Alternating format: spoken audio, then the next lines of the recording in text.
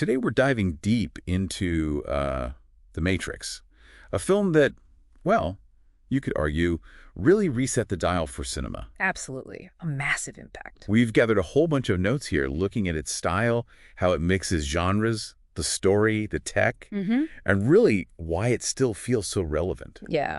So our mission, let's say, for this deep dive, to figure out why this 99 film is still such a landmark. Okay, let's do it. What strikes me first, really, is just the mix. Right. It wasn't just one thing. It wasn't just cool effects, though it had those. It was a real fusion. Cyberpunk, philosophy, incredible martial arts. And deep questions about reality itself. Exactly, all woven together. And you see that blend straight away in the Wachowski's visual style, don't you? Oh, definitely. It's got this hypnotic feel, like film noir meets the digital age. That color palette, too. So distinctive. All those cold greens and blues. Yeah, and the stark contrasts. Light and shadow. It just constantly reinforces that idea of different realities, doesn't it? The fake and the real. Precisely. And that visual approach, it's not just window dressing. It's tied right into the core ideas. How so? Well, the coldness, the sort of artificial look of the Matrix itself, it visually screams machine control, you know? Okay, yeah. And then you contrast that with these bursts of action, highly stylized action. Which were, let's face it, totally groundbreaking at the time. Oh, absolutely. That slow motion, the way the camera moved during the fights, the long takes. Our notes call it a mechanical and almost poetic ballet. That's a good description. It wasn't just violence. It was like precision, almost beautiful movement. We hadn't really seen anything quite like it. And you have to think about when it landed. 1999. Right. What a weird time. Yeah, the internet was just exploding into the mainstream. Everyone was kind of freaked out about Y2K. Oh, yeah, the millennium bug. And you had this growing sense of, like, these huge global corporations taking over, that feeling of uncertainty, technology getting maybe a bit scary. It was the perfect storm, really, for a film about humans being trapped by machines without even knowing it. Exactly. And then you have Thomas Anderson, this hacker. Neo, right, who discovers the world he knows is just a simulation. And Morpheus and Trinity pull him out. The fight begins. It's such a powerful core idea. It just clicked with people. Massively. And I think that's why it's such a key film. Even looking at all the Wachowskis' work, it really pulled together all their big themes, didn't it? Identity, freedom, transformation. And the story itself felt fresh, even using that chosen one idea. Yeah, it wasn't just the standard hero's journey. There was other stuff mixed in. Like what? Well, hints of Buddhism, Gnosticism.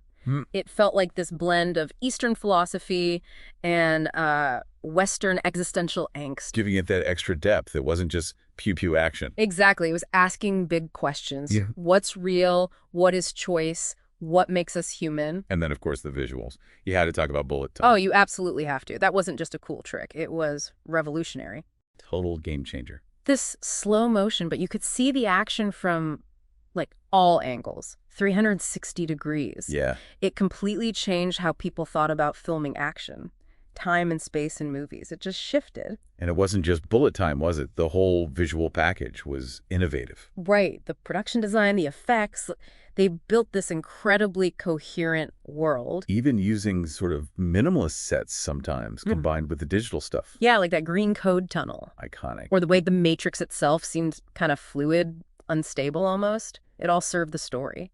And the narrative structure, too, jumping between the real world and the simulation. It kept you guessing. Yeah, it had this almost hypnotic rhythm. It made you, the viewer, constantly question what you were seeing. And maybe question your own reality a little bit. Maybe. And the world didn't stop with the movie either. No, that's a great point. The way it expanded. Comics, video games. The Animatrix, which was fantastic. Yeah. That whole transmedia approach really built the legacy, showed new ways to tell stories in that universe. You can really see its fingerprints everywhere since. Action films, for sure. Oh, definitely. Directors like Justin Lin, Christopher Nolan. You see that mix of martial arts, VFX, that stylized choreography. That Matrix DNA. Exactly. And the look. The aesthetic, yeah. The long coats, the sunglasses. Total shorthand for cool future. It went beyond film into fashion, Totally. And thematically, too, right? It opened the door for so many other stories about simulations, consciousness. Inception, yeah. Or Westworld. It just sparked that whole conversation in a much bigger way. And when it came out, back in '99, wow. Huge success. Critically and commercially, wasn't it? Yeah, over $460 million, 4 Oscars for the technical stuff. Not bad. But more than that, it got people talking. It was audacious, visually stunning, maybe bewildering for some. In a good way, though. Fascinating. Right. And it still feels relevant, maybe even more relevant now. How so? Well, think about it. Media control, virtual reality. We're living that. Social media, the metaverse discussions. Yeah, the lines are definitely blurring. And academics love it, too. It's been picked apart from, every angle.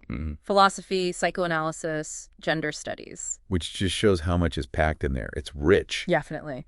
There's also been a lot of discussion, especially after Lana and Lilly Wachowski transition, about queer interpretations of the film, seeing it as a metaphor for breaking free from assigned identities and finding your true self. Right. That adds another whole layer of meaning for many people, viewing it as a landmark in representing those kinds of dissident identities. Exactly. It adds to its depth. So yeah, for film fans, it's just a modern classic. Still holds up. Still has that power to make you think.